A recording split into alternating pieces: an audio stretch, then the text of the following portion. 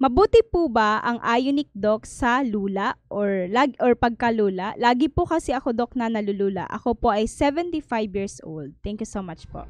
Makakatulong po. Basically, itong paglulula nyo o vertigo is sanhin ng kakulangan ng tubig. Remember, at your age of 70, you are more or less 30 years away from the age of 40. Kasi, ang tao po, pag umabot sa edad ng 40, ang kanyang uhaw, usually nawawala po yan napapalitan ng sensation ng pagkagutom. So, if you're past the age of 40, you tend to eat more, drink less.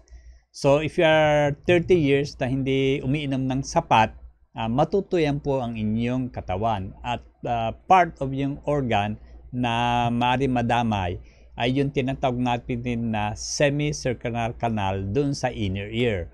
Ang tenga po kasi natin, dalawa ang function po niyan. Isa po ay hearing, pangalawa po is for yung balance. Okay?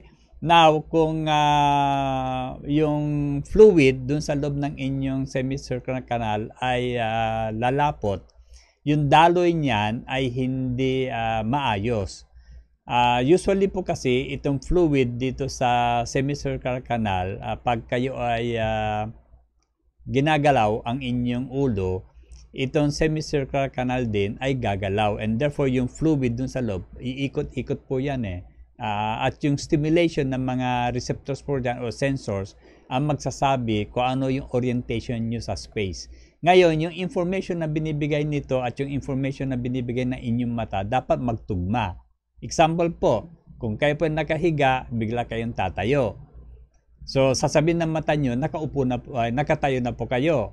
Okay? Pero sinasabi lang ng tenga nyo, kayo po nakahiga pa.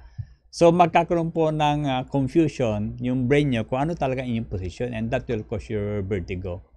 Okay? So, importante po na matubigan kayo na maayos. Usually, ang recommendation ko po is 50 ml per kilo per day. Plus, syempre, ang inumin yung tubig is purified water. Ang purified water, wala po yung minerals.